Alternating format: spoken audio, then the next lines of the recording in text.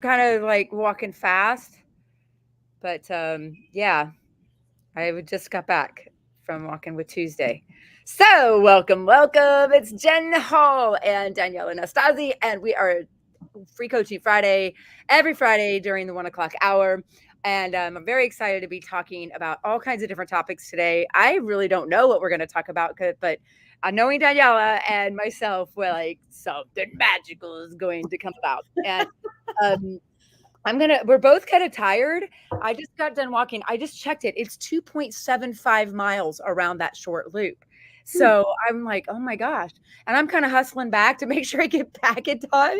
And I'm like, and then I see these deer, like this beautiful herd of deer, and they're all like, and Tuesday doesn't see them. She's just like grooving with me, but I see them. And then I show them to her, and she's like, woo, like she looked like a pointer, right?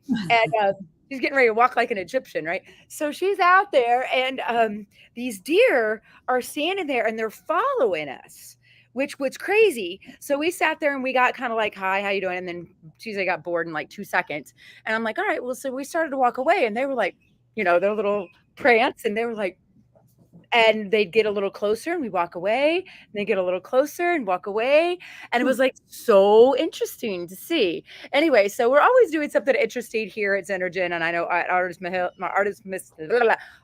Hill, it is no different. But if you are just joining us, please say hello and introduce yourself.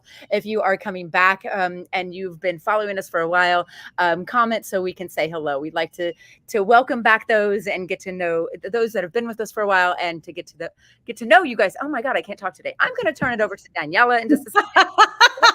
One last thing. We have been doing Free Coaching Friday now 1 year and 1 week. Every Friday. I think we missed a couple for, emergencies or sickness or whatever, but we have been consistent. And I'll tell you something, it's paying off, you guys that are entrepreneurs and business owners. That consistency is so freaking key. So, Daniela, welcome to the party. Obviously, I'm not that tired because, like, I've got diarrhea of the mouth, and I hear it, which is driving me Well, crazy. thanks for having me, Jen. I mean, it's been nice that you've kind of been taking the baton while I'm doing summer camp, and I had this week off of camp. So, for those of you who don't know, this is my first summer hosting a summer camp working with the horses and for kids. And it's been pretty cool so far. It's been an interesting experience because it's the first year I've done it. And so I probably won't be on these calls until mid-August again. And Jen will be carrying it on for me, like I said, carrying that torch and keeping the ball rolling so that we can continue to be consistent with this. But yeah, I'm tired. This has taken a lot out of me. And I mean, Jen and I have been talking a lot about the lessons that we get out of the life experiences that we essentially create for ourselves, and what the stories are that we attach to our life experiences. Because we were talking about it the other day, and I think it was a really, really valid point to make about what we say will either continue to give us more of that, or we can flip the script anytime we want. I mean, I know that first week of camp, I was like, "Woo, this is a lot more than I thought I was gonna be." And I had to. I remember the beginning of the week, I was like, "How am I gonna make it to the end of the summer?" And then by the end of the week, I was like, "Drill Sergeant Daniela is in the house, and this is gonna." So, but I had to mentally get myself there, because Yeah. I could have continued down the wrong path of thought processes, telling myself, I don't know how I'm going to do this. It's too much. I can't handle it. Blah, blah, blah, blah, blah, blah, blah. But if I had kept doing that, who knows what my mental state and my physical state would be today. So really acknowledging the stories we tell ourselves. And, Jen and I have been doing a lot around the 4 agreements lately. Like, that's been something we've really been honing in on. And I've been seeing your reels. They've been really great, by the way, really loving them. Shout out And to Lisa, my new assistant, who's rocking. nice. But it all comes back to that, because the stories we tell ourselves tie into whether we're taking things personal, if we're making assumptions, are we being impeccable with our word? Are we doing our best to, take care of ourselves? And I think it's That's really it. important. Take care of yourself. You guys, I got COVID really bad. Like, I am not a person that gets sick. I don't go to the doctor. I'm one of those guys that's like, oh, I'm hard as nails. But you guys knocked me for a loop. I was out. The days just blended together. I felt like I was kind of in like a peyote phase state, like Hendrix and, whatever. But I was like, the days just sort of flow together. And I was flat out for 10 solid days. And it ended up getting to the point where like it was actually almost a week after that where I was like kind of just stumbling back up into Mhm. my Zenergy, energetic self. And those 2 weeks, 17 days, really, if you really want to say, like, I was like, all right, I'm tickety boo, let's rock. Was I couldn't run my business. I couldn't make sales calls. I couldn't post on social media. I would get up in my nightshirt, and my one girlfriend was like, "How are you getting up in this heat and humidity and taking care of those horses?" Mm. And I was doing it, but I just opened the outside stalls. Thank goodness it's summer and there's grass, but I was just doing the absolute bare freaking minimum, and I can't remember being that sick since like I had I had chicken pox twice. I had like a really light case when I was like 4 or 5, and then again when I was like 11. And when I got it the second time, I was like, oh holy crap! I was a walking itch ball. And I'm trying to think like when the last time I was that sick. And I'm like going back to my childhood. So to let you know, like what we're talking about is so important because if you aren't taking care of yourself, and I'm not saying if I had been taking better care of myself, I wouldn't gotten COVID, whatever. But at the same time, you create your own reality. If I hadn't gotten on that plane or I don't know, washed my hands at the right time, who knows what it is. But if you aren't taking care of yourself and not just your body, but your environment, and that means your financial house, that means your spiritual house, that means your physical house, and your personal space. If you're not taking care of those things, how can you give? Yeah. And honestly, we talk a lot about you can't give from an empty cup, but also it doesn't have to be to other people, even to yourself, even giving to yourself. And that's the most important part. And it's not selfish, obviously, but it also can be challenging when look at us. We have these missions that, I was telling Jen yesterday, I tip my hat to her because her level of commitment and loyalty and passion for this mission has kept her on it no matter what the obstacles have been. And believe me, this woman has faced some intense obstacles, and I've been able to bear witness to only a few of them in the few years we've known each other. But and I know her story about, all the others too, but it's very inspiring to watch someone never give up on something they feel so strongly about. And she would not have been able to last this long had she not always given herself what she needs. Even she had COVID, she had to take a break. She still wanted to. Don't get me wrong. We had those conversations where you were like, I got to get out there and do something. And I was like, don't you dare. And you were like, you're right. I'm not going anywhere. And, you have to, because Yeah. And otherwise, and at the end, yeah, and at the end, I started feeling guilty because I started feeling better, and I'm at like that 80%, usually at the time when we stop taking the antibiotic. I'm feeling better, so I don't need this shit anymore. Like help, heaven forbid I sleep for 2 more days. And those last couple of days, there was one day, it was a Wednesday, I remember I overdid it. And I'm like, and it cost me a whole nother day. And I've said, okay, no, no, no. I spent 10 days on the couch, 4 days kind of like ramping up. That fifth day, I was like, woof. I was like, no, now I need 2 more days. And it costs you when you don't actually get to that other side where you are full. And in the financial world, Tony Robbins talks about something called your money machine. My money machine's named Floyd. I don't know why, but there you hit that critical mass. If you want $100,000 a year in income, you need 20 times that in savings at a 5% rate of return. Simple math. Just simple stuff to say, I need to have, in order to have this, my my household needs to be this full. I can't pour out of the money machine, the self machine, the spiritual machine until it's at critical mass. And when I wasn't quite another day, I would have been fine. But I overdid it. I wasn't quite at critical mass. And you know what, guys? When we get to like that 3 feet from gold, when we're almost there, is generally when we give up and we do Mm. something that sabotages, like I overdid it, or I start another business, or I go get a job and give up on the horses, or whatever it is.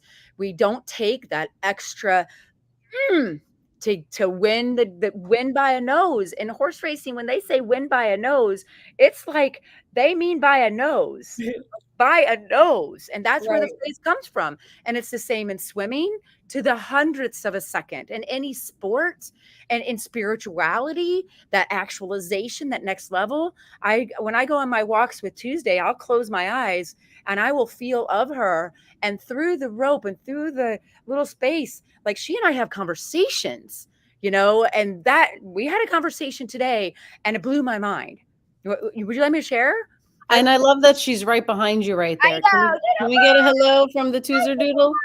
Doodle doodle. She might come say hi later. So if I pretend I have a carrot, she knows I don't. So yeah, she's no dummy. But so the story is in this is where what I mean when you get that next level. And uh, my friend Amy, whose horse I've been working with, we had a breakthrough, right? And here's the thing, you guys, when you have that breakthrough, here's the critical piece: celebrate it, but keep going. Celebrate it, but keep going. It take that when they don't take a victory lap sitting on the couch beer, unless you're NASCAR, But even in NASCAR, they take a what? A victory lap. So you take a victory lap, but then what? You know, you take it, celebrate it, and then next level, right? So her horse Eli, oh my God, I love that stinking guy. I just want to smush his face. He's such a cute, he's a buckskin paint, and he's just adorable. And he's got a little snarkiness to him. He's a little salty sometimes. And but I know it's because he's like, your games are boring. And I'm like, oh, you haven't played my games on my terms. Look at this face. We're going to have some fun. Right. So I've been bringing him out of this. Like, he's either really scared because people are asking him to play too hard, or he's like an old farmer, like the old guy chewing on his corncob pipe on the front porch and was skeptical, right? Very much skeptical of my intentions. And so I just keep playing my little pixie play self and like, oh, but we're not doing that. I'm firm, but fair and fun, right? So we had a pretty good breakthrough the other day, and he started offering stuff. And he Mm. was like, "Oh," he's like, all right, I'm gonna see what you do with this that I offer."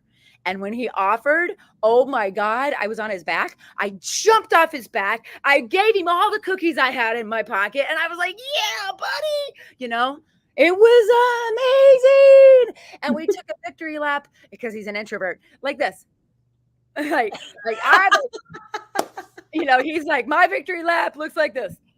Ah, that's Right? hysterical. It is, but he did. He's like, and I don't want to say the word smug, but there was almost kind of like that schmegly dog off that cartoon. He was like, that was kind of like the look he had on his face after the whole Mm. thing. He was like, yeah, now that feels good. And when you're filling yourself, because I've been pouring into him, pouring into him, and pouring into him, waiting for him to offer. And Alex Hermosi, our boy Alex, what does he say?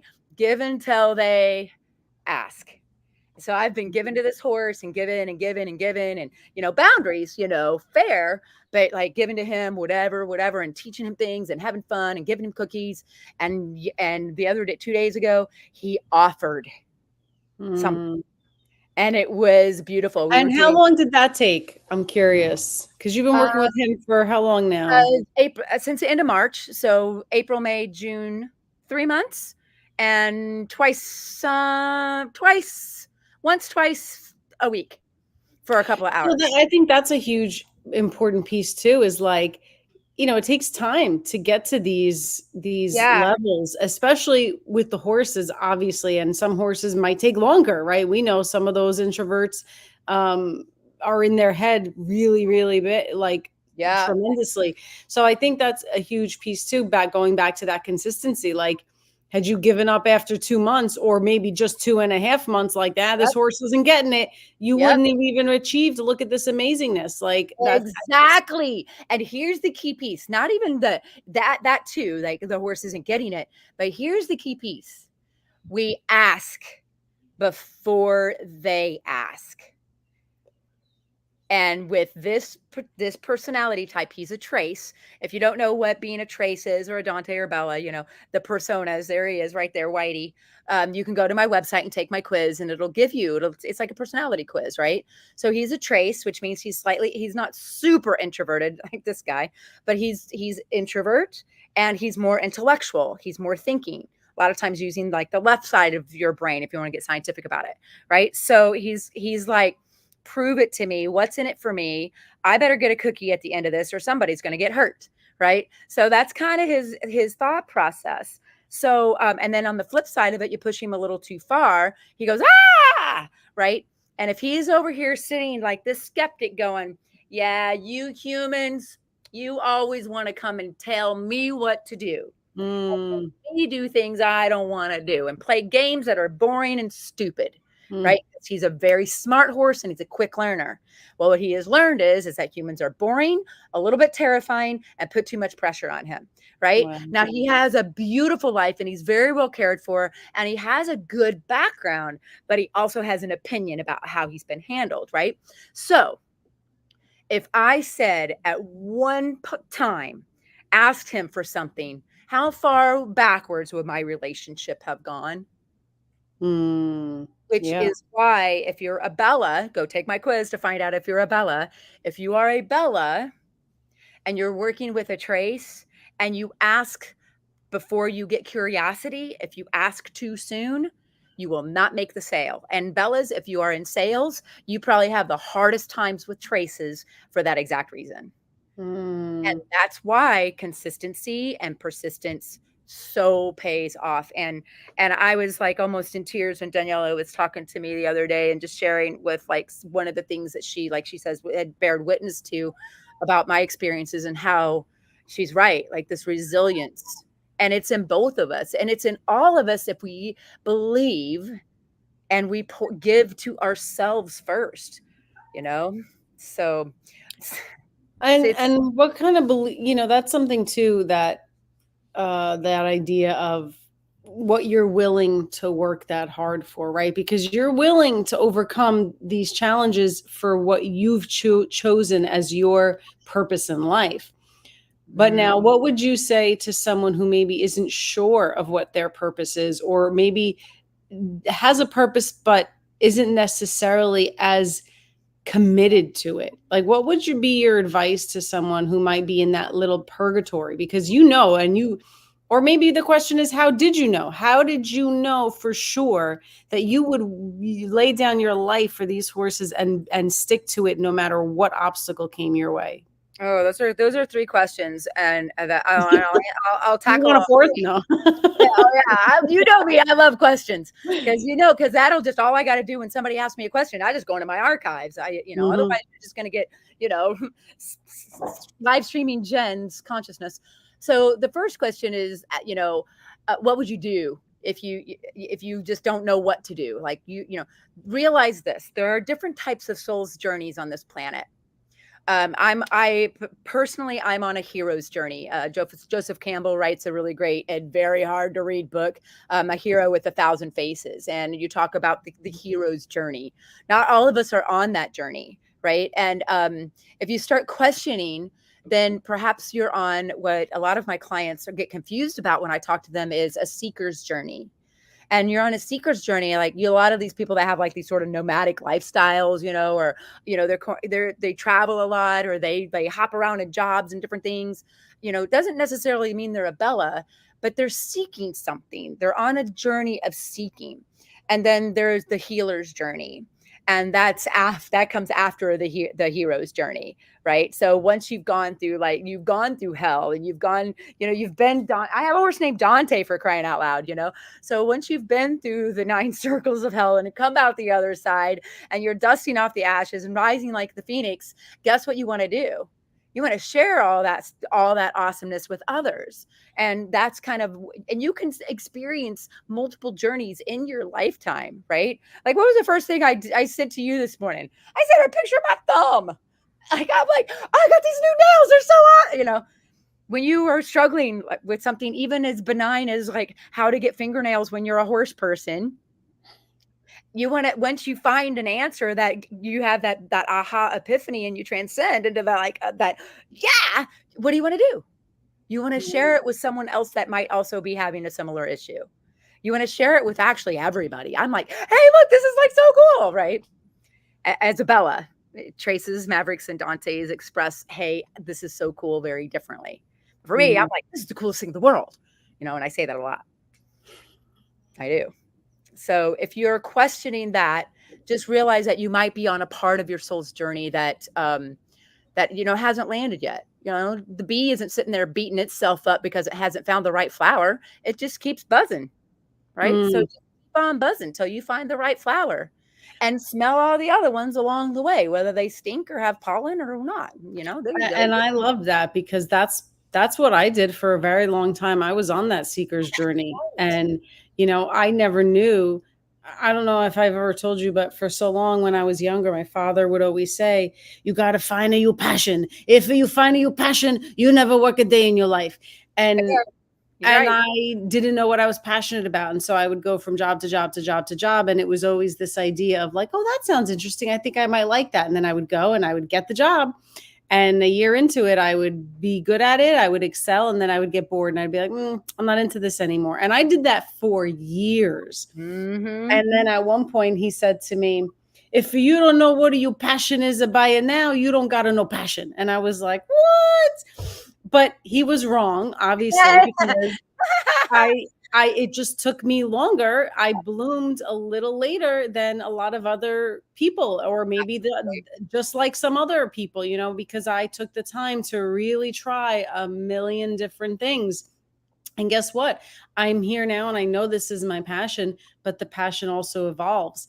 And I handle Mm. challenges a little differently than you do. I'm a big fan of pivoting in certain ways where you, for instance, will wait till it gets a little harder before you decide to pivot. Like what your limits are and you're not easily scared in certain challenges where sometimes I'm like, "Ooh, I'm ready to turn around. Okay, let's go the other way. Where's the detour?" Right.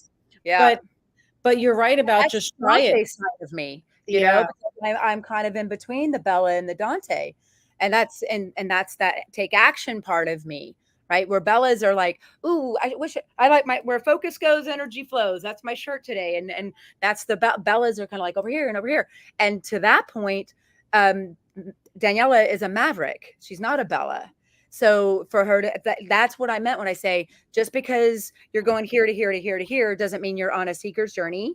And it also doesn't necessarily pigeonhole you as a Bella, because as a maverick, she was checking and trying and doing different things on that seeker's part of her journey. And then to the next part, the next question you said is, once you find that passion, and I love what you said is that it evolves, is that's the key. You just answered that. The second question is like, what happens if you kind of lose some of the passion that you have for what you are doing? Well, you've evolved it out of alignment, Mm, because your passion will always evolve and grow. Because my passion in the beginning, my dream at that point was to get really good with horses, and my goal was to go to the Olympics in a sport called 3-day eventing. But that passion evolved as I grew, as I learned, as I got more information, as I started seeing a bigger need, as I started finding where I had more aptitude and more skills, mm, like innately, and more natural talent. So I could, when I'm out, if I was out there riding Olympic in the Olympic sports, you would never hear me speak. And good God, don't I know how to yap? So, I'd have no shortage of words, and I could speak very intelligently at a deep level about a lot of topics, right? I've had three major career changes in my life. I started out in hospitality and was a chef, and then I got into natural horsemanship. I worked with my ex-husband and did all the back office shit in his business. So I learned about finances and business and kind of and not what not to do for sure. And then I got into personal development, and I took all of those things, and now I'm into like more spiritual. So my passion continues to evolve, but it still always has an aorta. It still always has like a heart and a center to it. And the heart and the center of my passion and what connects Daniela and I so strongly is horses and the feeling. And you said, and this is how I did it. Now, to answer your third question, this is why I love questions, because that was, whew, I know it's going to get emotional. Amy asked me this question the other day too, yesterday when we were playing. She said, you know, you say, how'd you do? Trace, Whitey, wherever he is. There he is. There's Whitey. He's still there. Oh, and teaser's getting closer. Teaser, you gotta come make an appearance.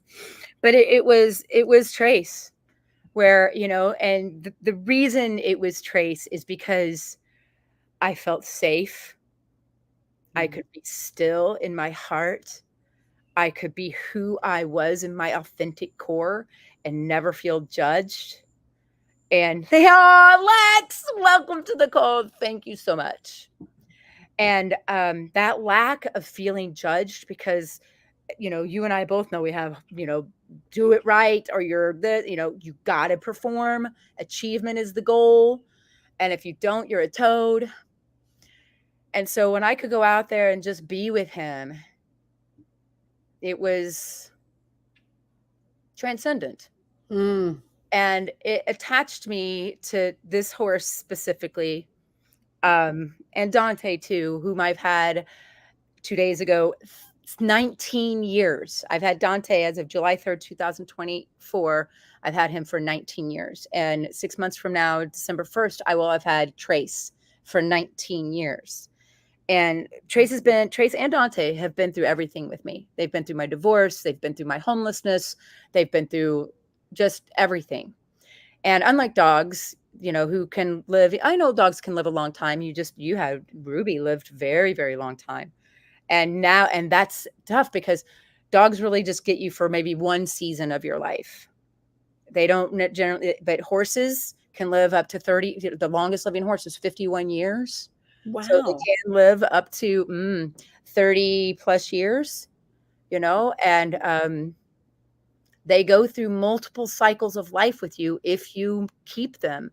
And there's a depth of connection of the soul, and that takes me back, if you guys are watching this. So earlier I was talking about a conversation with Tuesday, because my goal is to be able to walk with Tuesday like this at liberty freely around the neighborhood with no string or rope. Like, that's my Mm. goal.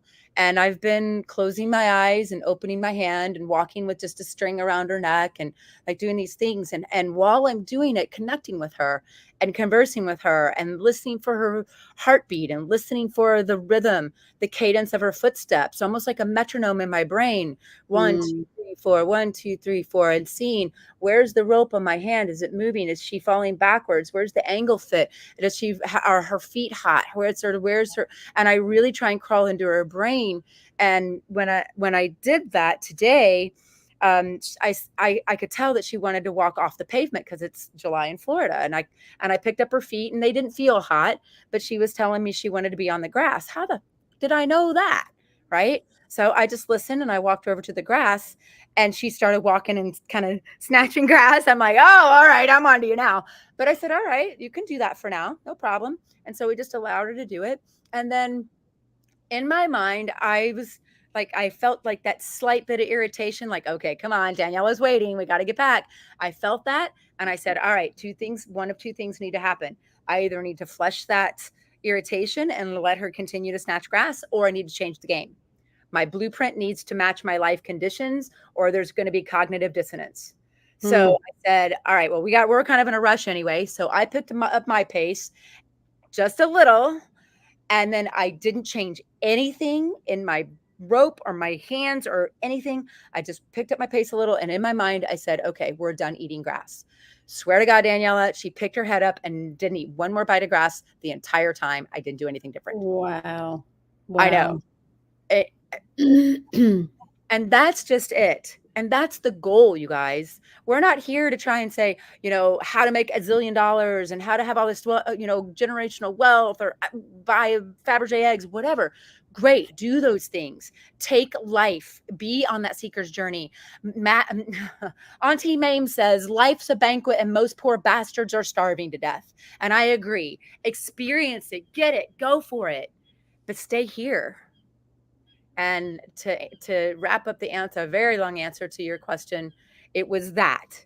It was being able to do that and have a feeling of connection to God and source through a lightning rod to the divine right here, and nature in its finest form of a horse that connects me to God and soul and my purpose. And I Mm. only will never question, and I will never give up, and I would rather be dead than change what I'm doing with these animals to help show the world how powerful they are in their healing modalities and leadership and teaching capabilities. And they are way more than the Kentucky Derby and a Budweiser Clydesdale. Oh my God. I kind of got goosebumps listening to you at the end of that, because it's so true. And if you don't know, you just don't know. If you haven't experienced it, you have no frame of reference, you have no idea. You really do. And that could easily be someone who's even ridden a horse. It could easily be someone who continuously rides a horse. If you're not connecting with them on this soul level before you even get on, you're really missing a huge, Oh, huge piece of magic from these guys. And not only are you missing that piece of magic, but you'll miss even more how even more impactful that ride can be when you have that connection. And I actually don't even ride my horses, not like Jen does. Jen's obviously a lot more experienced, and she does so much more with her guys than I do. I'm a simpleton, and I love simplicity, and I love keeping it simple. And but that's why we work going so to get well. you in you're going to hockey stick to excellence with your horses. And all you will need to do if you ever choose to ride is just get the muscle memory in your butt. Like, you won't Well, need to do a lot of the things that a right, lot of right. equestrians and people that ride horses versus become horsemen will have to do to compensate for their lack of what we just described. And that is not a knock on people that choose to be good with horses versus Mm-mm. become horsemen. That is not a knock on equestrians or sport or anybody out there that's doing Nope. things with animals. It is just a first person experience that I've had that, man, I'm telling you, if you've had bad sex, you know it. And if you've had good sex, you know that too. Yes, I know all about that, but I also know I also know that I love that you just said it's not a knock on anything. It's just where you are in your journey and what you choose to continue to give Yes. light to and continue to work on and do. Like, I love the experiences that I give people because they're so simple, and because I love when someone comes here and we don't really do much and they walk away with an experience that blew their mind that And they the will never bride. forget. I know. And For me, the first few times that happened, well, the first like maybe dozen or so times that happened, I was like, what do we do? you know? well, that's just it. And then what's really cool is it doesn't end there, right? Because Right. we can do more, but then you go to Jen's in Florida, and now you're really blowing the top off of that cannonball. Right. And it's so cool because there's so many levels of it, there's so many facets of it, but you don't have to know them all, and you don't have to experience them all to still get the magic that is horses. And that's why Absolutely. we That's the key piece. yeah. That is the key piece. It's like, it is, it's magic. And it's like, you don't have to go and learn, to be a level 12 spellcaster. You can just experience it and know that it's real. And you're like, wow. It's like those M&M commercials when M&M sees Santa Claus. They're like, oh, he does exist. And Santa Claus passes out and faints and goes, they do exist. It does exist, you guys. And in the beginning, it was magic. In the middle, it was magic. And because of the way, especially people like Daniela and myself approach the horse, it's chill, easy, and fun. Thank you, Allison Lovegren. Shout out to Allison for that, because life should be chill, easy, and fun, even if the chill is a challenge. Yes, I love that. And I'm going to end with this quick story just to kind of relay the message of that continual impact and how simple it can be. I had someone here the other day and we were with Snow. For those of you who know and follow, she is a white horse that it came to me through a mutual friend who now boards her here. And so she's a super sweet girl. She's very calm, very relaxed. And this person was nervous to be around horses. So, of course, I said, well, this is the perfect horse for us to spend Yes. time with because she's not going to be, she's going to be super chill. And so we're standing there with her. And this woman didn't ask permission to touch Snow. She just kind of started touching her. And Snow's not the kind of horse that's going to freak out about that. But she made a small comment, which was just Mhm. a nod of her head. And I said to the woman, I said, so you see how she just did that? Take a step back. She took a step back and I know I didn't before I could even finish the words of like, you kind of went in, you didn't really ask permission. So now just take that step back. She took the step back. 2 seconds later, Snow leaned into her chest. And I Mhm. said, now she's in your space. Now she's giving you permission. You can touch her now. And do you know when she put her hands on Snow's face, Snow did not move for like 2 minutes. And what a There you go. simple little like experience of, and for people who don't know, again, they don't know. You don't realize just touching the horse, you're not asking permission, but you're not. And are you paying attention? Because those small little movements, I mean, all she did was look up and away and not even like a big, like, it was such a subtle movement. And then for her to just take a small step back, how amazing are these horses? They just want to feel like you understand them. And the second Yes. you do, they're like, oh, okay, then come on in. Let's have a snuggle. And it was so beautiful. And that moment, I could see it on her face as soon as I said, now see how now she's not moving because now you asked permission and she gave it to you. And how different does that feel than trying to Where keep else is that that space? showing up in her life? Yeah. That's the key piece. Wow. And what do we always say? When in doubt, lean out, I said it especially. too. I Yes. said that Oh too. my God, when in doubt, lean out, especially with the Mavericks. And so, if you don't know who you are, you don't know who Maverick or Dante or Bella or Trace is, the quiz is I pop the quiz in the comments. You can go take the quiz at my website. I have a challenge next week firing up that we're going to be going through all of the different personality types. We're going to be talking about the 4 agreements and the 5th agreement. And Daniela is going to be kicking off her kids' camp up at Artemis Hill. God, Artemis Hill. Yes, I Artemis also have Hill. I also have Wednesday yoga every Wednesday, but also July 24th, Jen Mangaluzzo is going to be Yeah. coming. We're going to be doing Yes, I just Pilates. interviewed her on my, had her on my live on Wednesday talking about Oh, Pilates and yes. and again, kind of that seeker's journey. She did the same thing. And it's kind of like you're on that seeker's journey until you find it. And Yeah. once you find it, then that turns into the hero's journey. And man, I'll tell you, you will do anything and everything. We'll go ahead. I'll sign off with this. A great quote from Martin Luther King Jr. He says, if you don't have something worth dying for, you're not fit to live.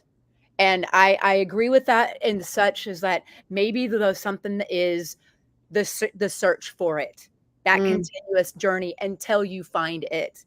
And whether it's this lifetime or the next, keep looking because once you hit it, it's like a hole in one. It's like an orgasm. It hits you in such a profound way. You will mm. never look back. You will never look back. Amen to that. I agree. Well, And believe in yourself, it will change your life. it sure will. All right. Thanks for tuning in, guys. Remember, every Friday at the 1 o'clock hour, we pop in and drop some pearls of wisdom from our experiences with horses. And do believe in yourself. It will change your life. Bye. Bye.